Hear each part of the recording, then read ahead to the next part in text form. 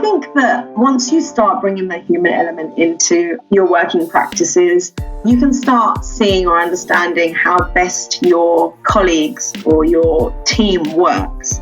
So, for example, I know that there are people in the team that I'm working in at the moment who will never work between 4 and 5 because they've got to pick their kids up from school. I know that sometimes people log back on in the evenings because after dinner they're a little bit more productive, their head is a little bit more creative, and they decide to do that, but then they'll start work a bit later in the morning. I think translating from the office environment to the home environment, in the office you can pretty much see people. And it's a myth, right? People are sat at their desks, they're visible, that they're working and they are being productive because you can see it, you can see what they're doing, you can see, that they're doing moving windows around or answering emails or doing whatever. But now is the time to allow people to really understand where their most productive mindset or when their most productive mindset is. What's up, my friend? I'm health expert Ted Rice, coach to executives, entrepreneurs, and other high-performing professionals.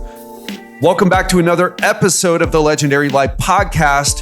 What we do here is we break down science-based information on how to lose fat, prevent disease, and live a longer, healthier, legendary life. Today's interview with business consultant Nishadi Ranasinghe is that we are going to take a different approach to improving your health. What do I mean by that?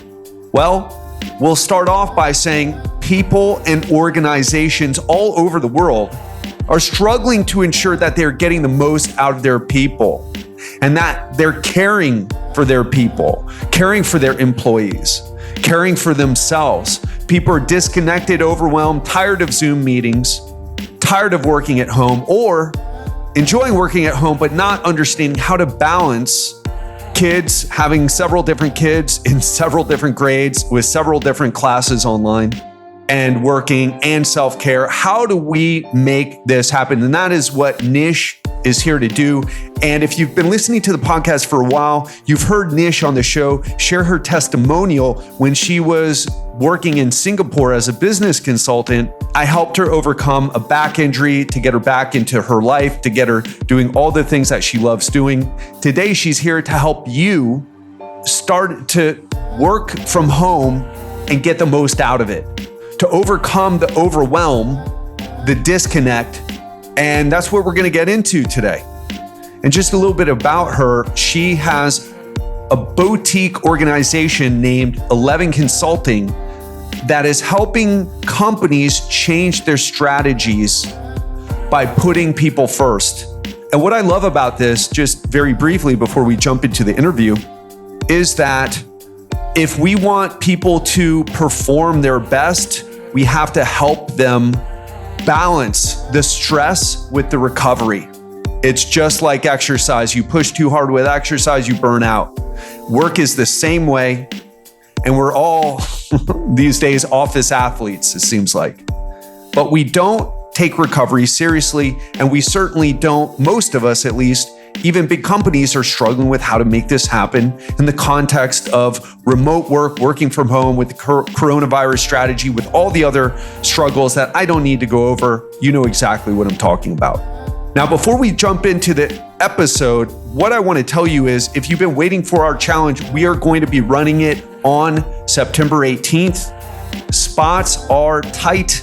So if you've been waiting for a sign and you want some coaching from me for free, my team and I have worked on this brand new comeback challenge. It's going to last for 7 days. I'm going to coach you through it. People lose 1, 2, 3, 4, even 5 pounds. Part of that's water weight. Don't get too excited. But they walk away. People have said it's changed their life. 1 week with me, 1 week in the program. And really, it's not me. It's what they do, what they step up to do. So if you're ready to step up and take action, go to legendarylifepodcast.com/challenge and join the challenge now. Again, spots are limited. Once we run this one on the 18th, as many of you know, we're not sure when we'll run it again. We do it on our schedule. So if you're waiting, now's the time to sign up. If you're feeling like you've got the bug to do something about your health, now's the time to take action. LegendaryLifePodcast.com/challenge is the place to do that. All right, so let's step into this conversation about how to be our best while working from home with Nish. Nish, thanks so much for coming on the show today. Can't wait to catch up with you and talk about how to work more effectively with working from home, with remote work, which we're all sort of dealing with. So welcome to the show. Can't wait to dive into this with you. Absolutely, Ted. It's so great to chat to you anyway. But yeah, on a subject that I'm passionate about is all the better. Absolutely. And just to talk a little bit, you and I, we worked together initially a couple of years ago with some of the back pain situation, but you're here today to talk to us about this new situation that so many people are facing due to the lockdown, the coronavirus, and due to fears of traveling and fears of commuting. Many people are working from home, and it's created a lot of challenges for people. I've had clients tell me, I'm homeschooling my kids, I'm working, I don't have time for myself, and they feel like every single minute of their day is being taken up. And just we're trying to figure out what's the balance here, how to set boundaries, how to be more effective, and how to maybe better connect with each other during this situation. So can you just talk about now you work with corporations, you consult with businesses on how to do this effectively. Can you paint the picture that you see so many people and businesses struggling with? Absolutely. So I think that what's happened in the last few months is that everybody has transitioned to this way of working, assuming that it's actually going to be a temporary situation. Okay, we'll do it for a month, we'll do it for a couple of months, but it's dragging on 3 months, 4 months. We've come into this situation now 6 months down the line, and nothing looks like it's changing. Here in the UK, where I'm based, we're talking about a second wave.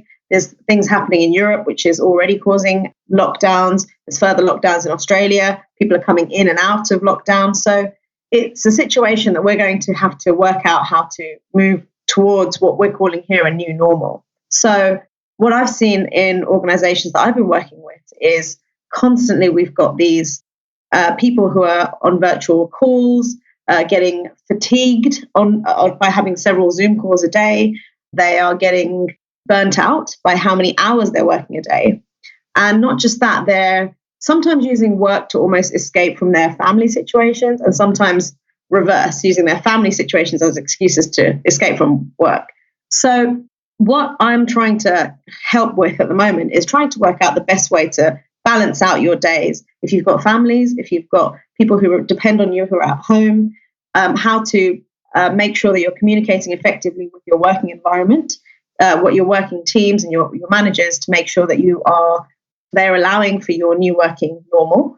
And also, not just that, finding out how to stop being fatigued with the people that you are having to work with, and setting up those techniques and setting really a mindset or reconfiguring your mindset so that you can be more productive whilst you're sat at home, and understanding how you can make your days more productive as we continue with this new sort of state of affairs into the future. Really, this could be how we do things for a while. So we may as well get used to it.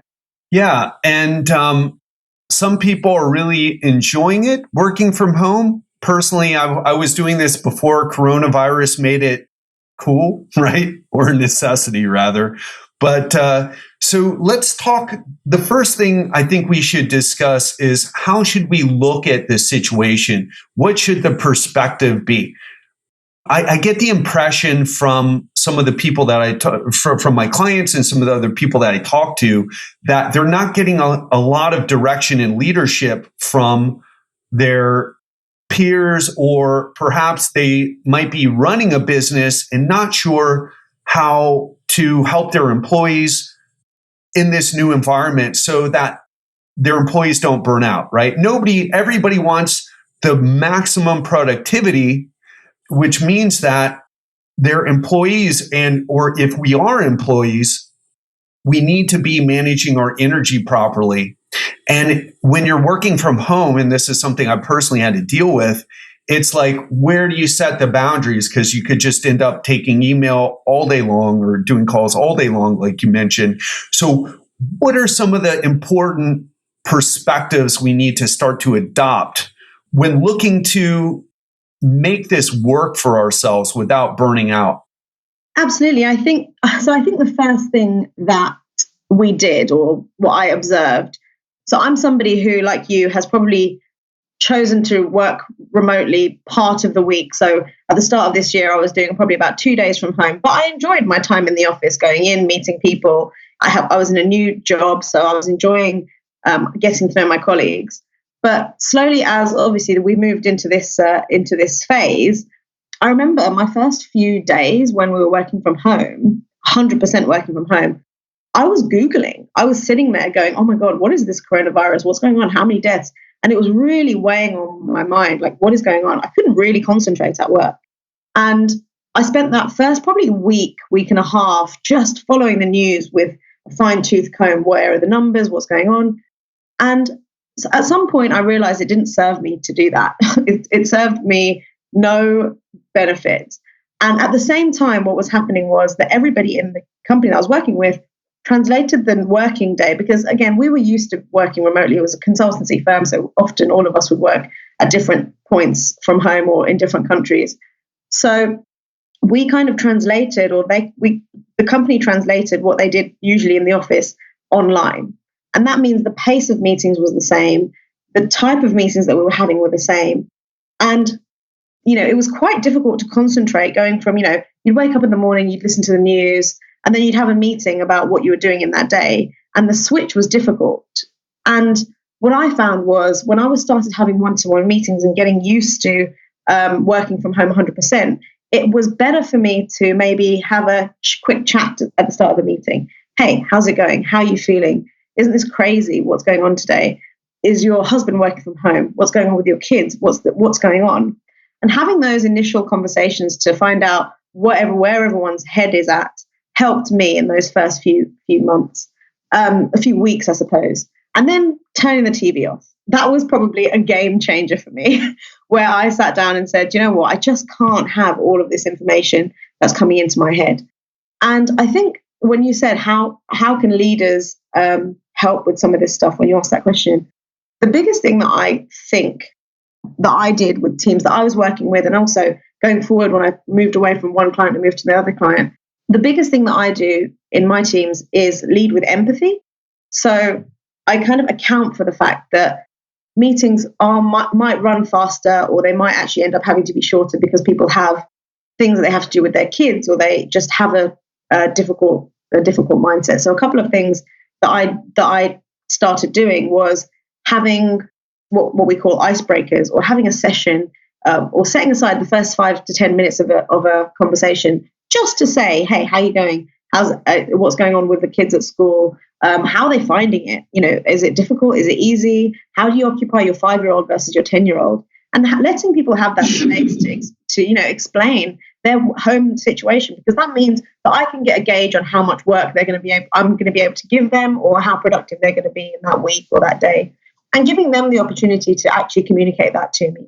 And then if it could be that, for example, at the moment I'm working with a team who I've started a new team. This is probably the first time I've been 100% remote, where I've not met anybody. And there's a particular gentleman who has to do school runs whilst his wife is back and forth. And he often doesn't like an hour-long meeting. So giving people the space to communicate that, hey, do you have half an hour, or can I go on for 45 minutes? Do you prefer hour-long meetings, or do you prefer 10-minute meetings? What is your preference? And then working with each other to kind of go through that. And we'll often have like daily, what we call stand-ups. And it's partly down to the type of work that I end up doing, which is technology consulting, as well as, helping people with the remote working stuff. But in those daily stand-ups, we kind of do a bit of an emotional check-in with everybody and saying, hey, how's everyone going? And what's everyone's day like? And that gives people the space environment to be open about what it is that they can and can't achieve in that day and in that week. And so what I would say to leaders is that if you're struggling with your teams and going in with and trying to work out how much people are doing and things like that, start off with those daily check-ins and start opening up your own mind to other people's experiences. I think one of the biggest things that I found is that literally you start off, the first meeting that we'd had, it was all online. Nobody turned their cameras on. Massive cardinal error, not turning your camera on. And as a leader, I do think that you should always put your camera on. If it means that you've got to brush your hair in the morning or put on a shirt, then so be it. But try and get yourself in a position where you look okay or you feel okay to put your own camera on, because it just softens the communication. You can see people feel a bit more comfortable. Ted, you and I, we worked for a year and a half without actually meeting in person. And I remember when we met in person, as if it was the easiest transition in the world. So honestly, I've had people in meetings saying, "Oh, I don't fancy putting my camera on today because I don't feel good," or "No, I'm not. I've just come out of the gym." I'm like, "Oh my goodness, do you think that I'm sitting here having full makeup and looking as if I'm about to walk a catwalk?" No, just put it on. Let's be honest. Let's be real. Let's be empathetic with each other. And that's probably the biggest, what we can start from is a place of empathy and realizing that everybody's going through their own journey with all of this, but we're all still trying to muddle through it and get some work done. What I love about what you're saying here is that when trying to figure out how much to give your employees, what I hear you really saying is that if you want maximum productivity from people, if you're running a team and you want them to produce, if they're operating in a place of hijack, right? Emotional hijack or amygdala hijack, if they're operating from a place literally from their brain that can't do great work, by including that human connection and asking people about what they're struggling with, how they're doing, as well as what their preferences are. Even if you can't accommodate them 100%, you can at least start the conversation instead of just like jumping into work and saying, "Hey, this is what needs to get done. Get it done. Doesn't matter if you're 5 and 10-year-old or whatever." Start to understand people's situations, give them the space to talk about what they're going through, to talk about what they feel they need. And in the end, I mean, what I do with some of my high performers, my entrepreneurs, it's like if they're operating from a place where they're operating in that stressed out place, they don't get things done. They're not as productive. They don't make as much money. They don't solve as many problems. They don't think as creatively. And it's just how human beings work. And so what else you said was really cool, and something that I think that we're all starting to learn is, even though we're all relegated to video conferencing, make sure you're taking advantage of it. Make it as human as possible. Turn on your video. Don't be the person who shows up with the video off. In my group coaching program, I always ask people to turn on the video. Show up, turn on the video. It's very weird when people don't do that. And certainly if you're a leader, you got to lead from the front and make sure that you're doing that yourself. And that you're showing people, how it's done, and maybe gently nudging them to get with the program on that, so that there is that connection. I mean, you and I were speaking through video right now, even though this is going to be an audio only recording, because there's just a level of connection, even though we're not in person. Like you said, you and I, we worked together for a year before we ended up meeting in Singapore and eating some laksa noodles in the hawker stands in that cool area of Singapore that we were in. And it was a more seamless it was a pretty seamless transition versus never having seen someone's body language or seen the way they present themselves. And there's so much that gets lost when that isn't there. What else do you feel is really important for leaders to know or to do when it comes to tackling this situation from working from home? I think that once you start bringing the human element into your working practices, you can start seeing or understanding how best your colleagues or your team works. So, for example, I know that there are people in the team that I'm working in at the moment who will never work between 4 and 5 because they've got to pick the kids up from school. I know that sometimes people log back on in the evenings because after dinner they're a little bit more productive, their head is a little bit more creative, and they decide to do that, but then they'll start work a bit later in the morning. I think translating from the office environment to the home environment, in the office, you can pretty much see people, and it's a myth, right? People are sat at their desks, they're visible, that they're working. And they are being productive because you can see it. You can see what they're doing. You can see, that they're doing moving windows around or answering emails or doing whatever.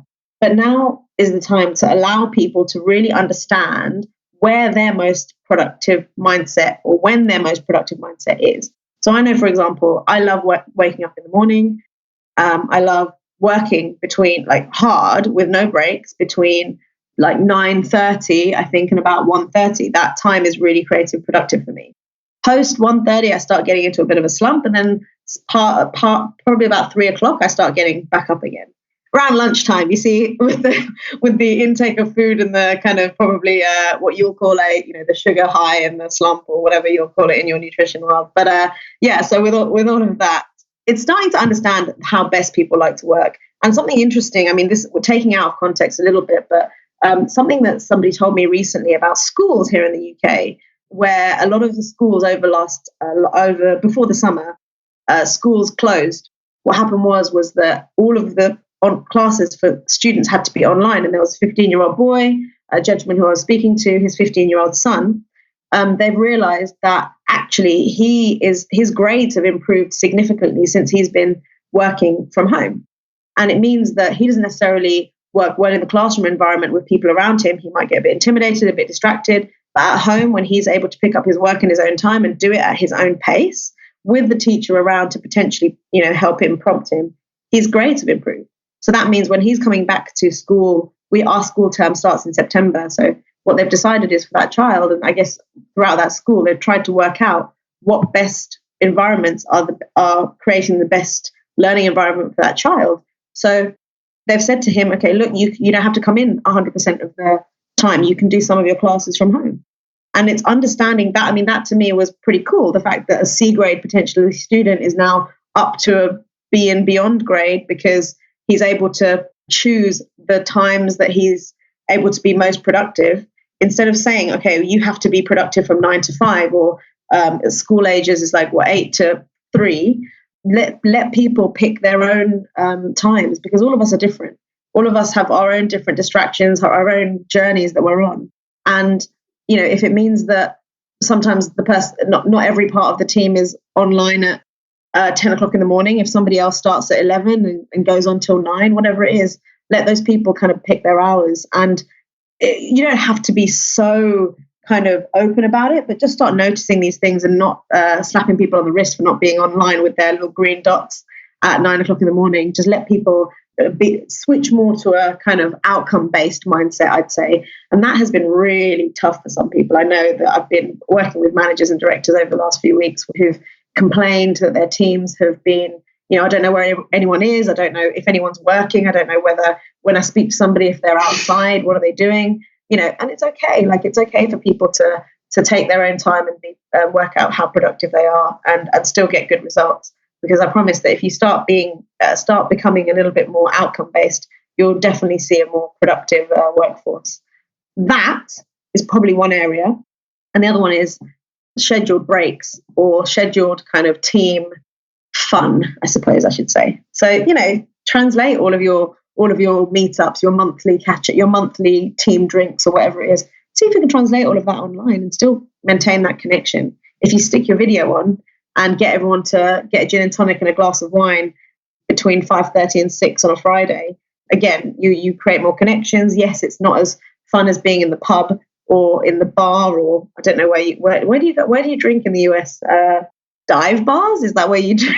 Dive bars. I don't know. Nice restaurants. Well, I mean, I'll just share. For me, nice restaurants, perhaps an upscale bar. But you Brits, you think we're all just Americans at dive bars.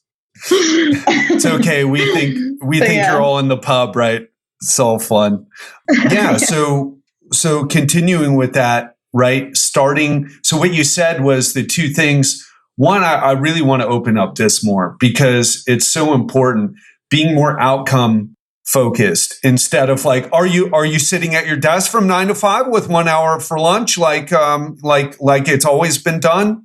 And I think one of the new things one of the reasons why I'm completely unemployable nobody would ever want to hire me is because I fit myself to my own schedule. I figure out what works for me and I do that.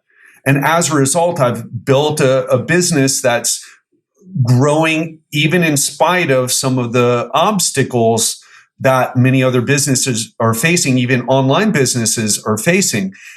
And there seems to be an element of perhaps ego, perhaps, the illusion that you're in more control, but easing up and dealing with your own emotional stuff so that your teams are able to create the outcomes that you want. You have to ask yourself this question. And this is what I work on with I know people think it's just, so you just do fat loss. No, we work on stress management. And part of that is, especially for entrepreneurs or executives, is learning how to work with a team and learning how to be more outcome focused and less micromanaging, but creating an environment and creating arguably just as, if not more important, relationships that lead to the outcomes that you want versus thinking, oh my gosh, what are my employees doing right now? Are they even working right now? It's like, well, they were on there's way too many there were way too many people on Facebook anyway before this all started, right? And part of it is because that old way doesn't work, not for everybody at least, and that's what you're saying. And the other part that you're saying is that, at least the way I interpret it, is for those people who still found the social connection through the meetings outside of work, through the dinners and meetings at bars, dive or otherwise, Nish. For those people, why not try to create that? And it's, oh yeah, but it's not the same. Yeah, of course, it's not the same, but we need. One of the things that I'll tell you is we have the thing that I probably have developed the most over traveling and working remotely is adaptability. Being able to not get into this on or off switch like, oh, well, it's not the same as this, so let's not do it, right? It's an on or off. It's a switch. Either it's on or it's off. Being adaptable and looking at the gray area, looking at things as a volume knob instead of an on and off switch, and doing what you need to do until eventually we will have those in-person meetings again. But what can you do right now? Even if it isn't ideal, even if it's not what you want to do, even if it's not as good as the good old pre-quarantine coronavirus days, right? Adapting to the situation, showing up and leading instead of getting stuck in this all or nothing mentality. What else do you feel is important for leaders and executives to know about, like maybe themselves and managing their own energy? So I think something that is key is understanding your own mindset in that day, because ultimately people can find it burdensome to try and lead or do all these things and keep energy high if, for example, you haven't checked in with yourself that day and said, hey, do you know what do I feel like today? Or how am I feeling today? And there's plenty of things all over the world in today that can get you down. But the key is understanding what you can actually take control of. And the way that I think that anyone can do this is through meditation. Probably the one saving grace through all of everything is that you understand, or I personally can try and get into meditation and try and cultivate that habit. And I have found myself telling people, or even, trying to practice more of this myself, but daily sitting down and, if I'm having a day where I'm a little bit overwhelmed, or I know that I'm going to have a load of meetings and a load of different things happening in that day, because I actually have different clients, much like yourself. You can go from coaching calls to interviews to then, something else to whatever it is, lots of different hats on throughout the day. So having a set time to sit down quietly with your own thoughts and think and observe what it is that you're thinking about in that day. It could be that your mood is completely based on the fact that you are upset about the state of affairs that you're currently bringing your children up in. There's a virus, there's political issues, it's raining outside, whatever it is. But these are all things that if you observe that, you can say quite logically, I can't control this. And then suddenly it moves to, right, what can I control in today? Right, I can make myself a cup of tea because I think that's what's going to make me feel better in the next 5 minutes. I can go to the gym later to make sure that I'm working on my health and fitness and my own mental resilience. I can set up a meeting with somebody from accounts because I know that she or he needs my help with something, and we haven't really caught up in it for a while. So why don't we do that?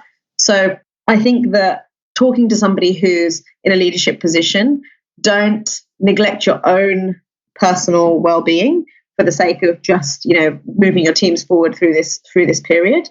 It is incredibly important to check in with yourself, and the best way to do that that I would have always found is meditation.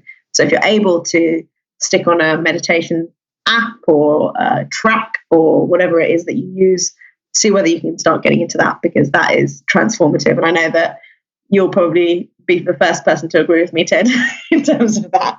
I've always liked the idea of meditation, was in the martial arts, and I grew up seeing like movies where the martial arts, the actor, the lead role, the guy was practicing martial arts, usually men, but sometimes women actually. But then there would be this meditation aspect too. And I always thought it was so cool. But when I sat down to do it, I really struggled.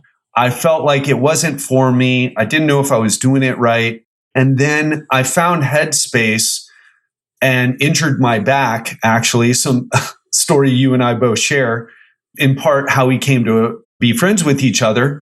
And it was the thing that got me through those nights when my sciatic nerve was hurting so bad that I was lying on the floor in my living room, couldn't sleep, 3 in the freaking morning, and just feeling like, I understand why people kill themselves now. And not even to joke about that, I literally was thinking like, oh my gosh, like, I think I get it. Like, if this doesn't stop, how could I keep living my life like this? This was an actual thought I was having. And with all the things that I've been through, it was this moment, right, where I'm like, oh man, no sleep, tremendous pain. And meditation was the thing that helped me get through it in those literal and figurative dark hours of the night. And ever since then, a couple of things I realized. One is that when we're feeling overwhelmed, we're feeling depressed, highly anxious, it's because we don't have enough to balance out the stress. And meditation is a powerful way to do it. The problem is that it takes some work to learn.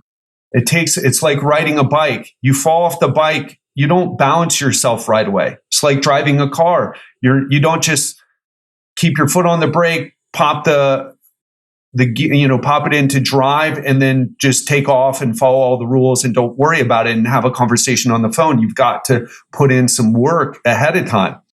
And so many people give up so easily. But it's been the thing. For example, I'll just end my point by saying I meditated 30 minutes this morning. I woke up a little bit earlier than I wanted to. And I was like, oh my gosh, right? It's just one of those nights.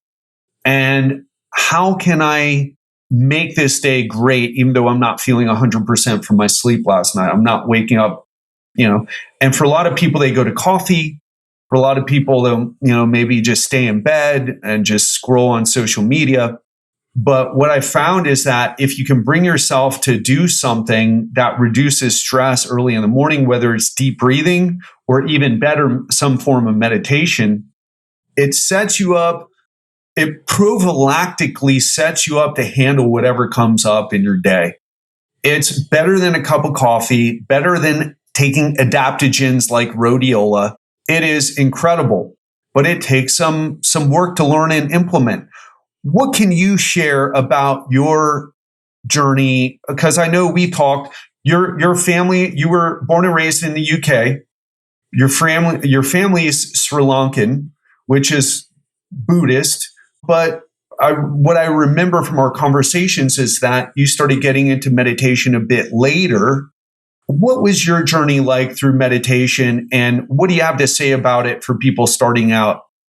Yeah, so like you mentioned, so I grew up with meditation, but it was just something that we thought that we'd do on a Sunday. We went to the temple and they told us to sit down. Didn't really understand what it was. I actually started I got a little bit more into it as a kind of anxiety temperer, I suppose is the best way something to temper my anxiety. When I went to university, and I've traveled a lot, so I've been in different countries, and it's sort of in those first few crazy months of transition, it always ends up being something that I'm like, let's see whether I can do that meditation practice that I learned when I was a kid. But really speaking, I got more into it when I went to Asia, and I lived there for 3 years just before coming home last year. And like you say, it's hard. I've tried to diversify the types of meditation that I'm doing. I didn't want to just do breathing meditation. I didn't want to just do, that sort of meditation where you you just think about a sentence or a mantra is what they call it. So you don't think about those in your mind. Sometimes lately, I've literally just been sitting down or lying down actually, and just checking in with my body and my mind, really, and thinking about what it is that I'm thinking about. And this concept of observing thoughts. I've used the Headspace app. So, just having it as part of our culture, or my background hasn't meant that I inherently know what good feels like in terms of meditation. It means that I've just sort of stuck with it as something that I know might help. And something I read, a great little book I read, my dad gave me this book, which was written by a priest, really small book, a tiny book called Kindfulness. And what that priest writes about, it's written by a British but Australian priest who's got into Buddhism. So a Christian.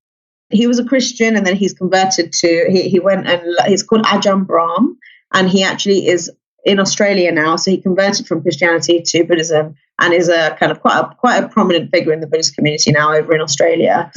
And he basically wrote that it's a really easy book to read. And what he says is all of the times that you sit down and you meditate, and even if you sit down for 5 minutes and all you think about is, oh my goodness, is this meditating? I can't believe this is meditating. I don't feel any different. I don't see any stars, or I don't see any colors. I don't see all the things that other people tell me that I should do when I'm meditating. My mind isn't calm. If there's just a stream of consciousness that just keeps coming, that's fine. That is literally just 5 minutes that you've spent trying to get into a state where your thoughts are a little bit more calm.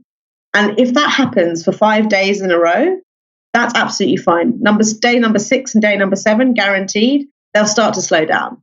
And it's just making sure that it's the same as, training a muscle. In fact, it's the same as training a muscle. Day 1, you can't lift it. Day 2, you can't lift it. Day 3, you can't lift it. But day 4, it might become a little bit easier. And day 5, it becomes a little bit easier. So a lot of people give up on meditation because they're like, I can never stop my thoughts. I can never stop thinking. But, what I'm finding lately is that I'll think about one thing and then I'll think about another thing. And then I'll say, hey, what was I thinking about? Oh, I was thinking about that meeting that I had today. Okay, I can't really think about that now. So let's think about something else. And that will happen. Even today, I've been sort of trying to get into meditation for the last 4 years.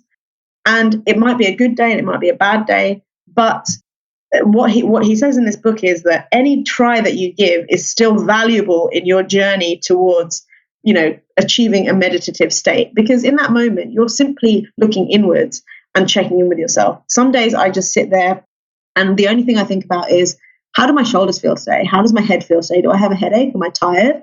How does my back feel today? That's a big thought that I always have. How does my back feel today? Is it hurting on the left or on the right? And maybe through the 5 minutes that I give myself, or 10 minutes or 20 minutes, that's all I think about. And there might be space between the thoughts. And sometimes that space is long, sometimes that space is really short. But I don't chide myself, or I don't sit there and say that was a rubbish meditation.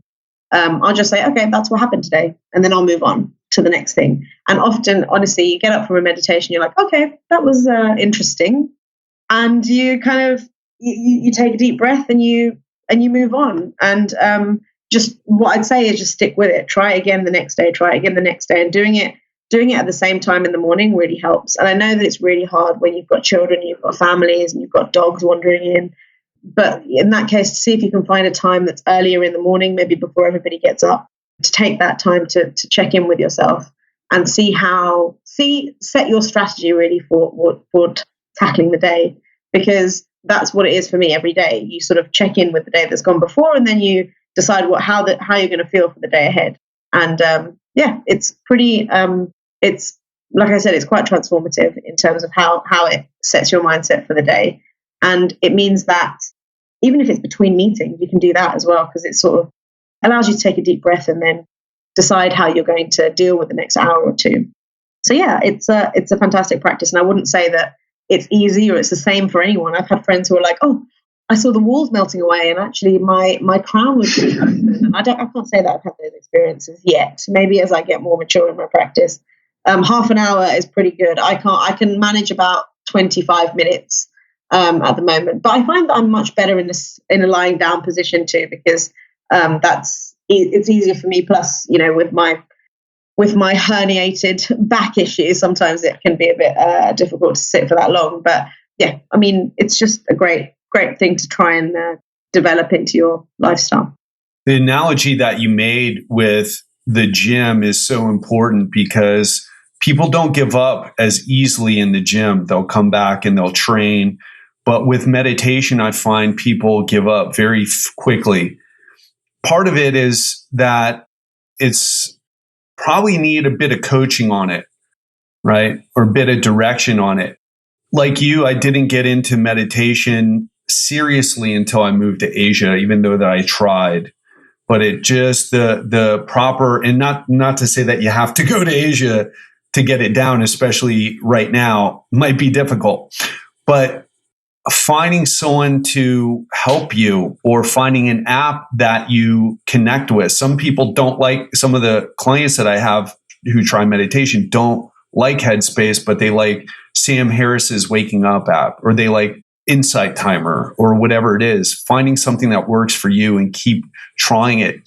And just to maybe add another level here, just so people understand that it's not just it's very trendy to talk about mindfulness, very trendy to talk about meditation. The reality is that we train our bodies, we think we train our brains, but how effective is it to go and do some of the things that we do, right? The Sudoku or the brain training apps. What we know is that if you want to train your brain, meditation is one of the best ways to do that. There's some evidence that it shows it causes neurophysiological changes. You're better able to focus. It connects. You can lower when I do meditation. I wear an Oura ring, and it shows that my heart rate variability goes up. Not to dive into that, but and my resting heart rate goes down as well. So my stress levels. Oh, and I've measured my blood pressure before. My blood pressure drops. So many of us, we think, oh, well, I need a pill to bring my blood pressure down. I need a drink to relax. There's nothing wrong with drinking. Take your medication if your doctor says to, but know that this is something that has real physiological effects on your entire body, and more specifically your brain. So very cool. I can't talk, I'm with you on that. And I guess that's one of the many ways in which we connect and many of the commonalities that we share. And Nish, I can talk to you for hours, and we often do, but I would ask you this. What is the one challenge to wrap this interview up with that you can challenge someone listening right now to do? Because one of the problems, I'll just say this briefly, is that one of the problems I feel that we're in, it's a habit of modern people, right? Living in this world of information overload. And we end up taking a lot of information because we feel it's so important, but yet we don't do anything in our lives. It's just nodding our heads and, oh, that's fascinating. That's interesting. So what I would ask you to do is, what is a challenge that you could give someone right now that they could start to implement from some of the suggestions that you talked about today? I think meditation might be a bit too much for some people. So I do think that coming back to the topic at hand, being the we're trying to get people more productive at home and trying to get everybody a bit more open to team working from home and collaboration. I think that if you're currently in a situation where your teams have all got their cameras turned off and you've just literally tried to drag and drop your current office situation to your home working environment, one challenge I would set is, in your next meeting, get everybody to turn their cameras on. If they don't turn their cameras on, maybe just tell them beforehand, this meeting, our next team meeting, I'm going to have everyone turn our cameras on. And for the first 5 to 10 minutes, depending on how many people are in that meeting, we're going to just check in with each other. We're going to say, hey, how are you? How are you doing? Or even do an icebreaker session. Meaning, what we do, obviously, I've actually implemented some of the stuff that you and I have done in some of our sessions together. The clears and the wins. Go through everyone. What's been your clear of the week? What's been your win of the week? And go through everybody. And it doesn't have to be a work-related clear. It doesn't have to say. You don't have to say, oh, I didn't manage to get I was late for a meeting. It could be that I didn't get the washing in on time and we didn't have underwear for a day. Something like that. Something, make it really, really personal related or not too more human. And that's the challenge that I set. Get everybody to put their cameras on in your next team meeting and try and humanize it. Pick your own icebreaker. You don't have to take the advice that I just gave. But see how that works for you and see whether that actually means that next team meeting was actually a little bit more fun than the ones you've been having previously, and see whether that doesn't connect your team a little bit more than it has been.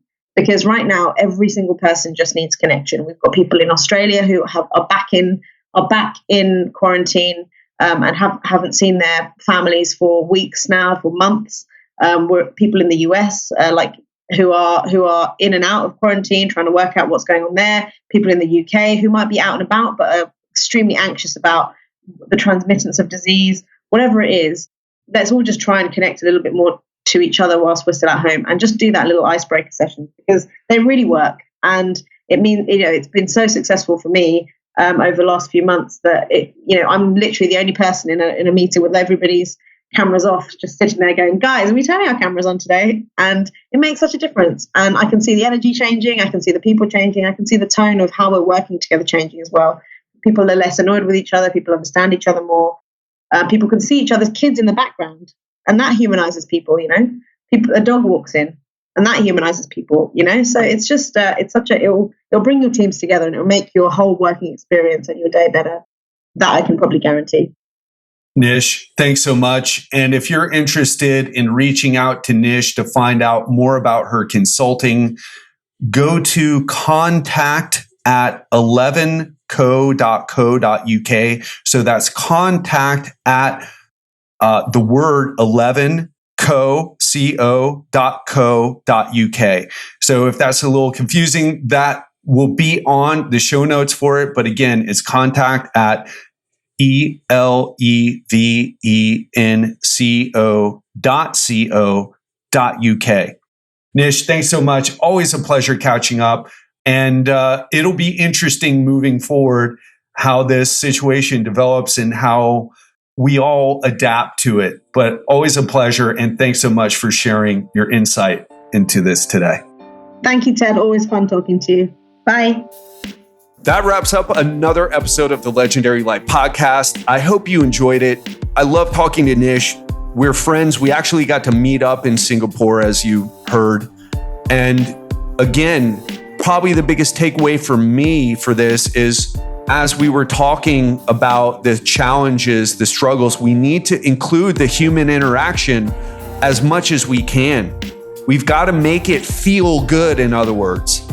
And a lot of that comes through humanizing the experience that we're all going through, not pretending that it doesn't exist, and also connecting screen to screen as best as we can. And that means keeping our videos on. In addition, stresses are a bit higher, right? I had a conversation with an entrepreneur client recently. He's like, just the stress is a bit higher all the time because of the COVID situation. And he runs a school in Pakistan. And it's like, is it going to open? What are going to be the new rules that we're going to have to follow? Those are changing all the time. That when it's going to open changes. There's a lot of uncertainty, a lot of changing of plans, sometimes even weekly. And we need a way to get ourselves through. Now, we don't have to say, oh, this time is awesome. It's challenging us to step up into our higher selves. And look, we don't have to put on a happy face like this is a great thing.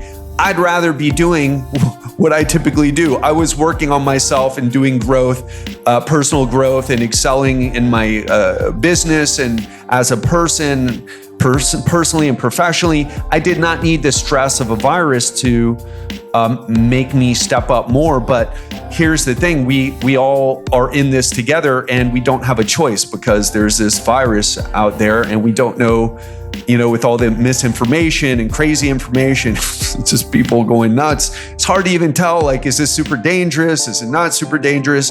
But as we figure that out, as we go through this, we still need to show up for ourselves. We still need to take care of ourselves. And as we work from home, we still need to find a way to do that, even though some things get taken away from us. So that was a bit longer than a short takeaway from this conversation, but that's how I wanted to end up. And again, if you're looking to spend a week with me, actually, you're probably not looking to spend a week with me, but if you're looking to step up your health, if you're looking to reverse some of the up to 16 pounds that 76% of Americans have put on since March, I can help you with that, and I will help you with that in the free 7-day comeback challenge, quarantine comeback challenge. Again, it's kicking off on the 18th. And if you want to be part of that, go to legendarylifepodcast.com/challenge. That's legendarylifepodcast.com/challenge. All right, my friends, hope you enjoyed this one. I will speak to you on Friday. Love you. Stay safe out there. Show up for yourselves, and I will speak to you soon.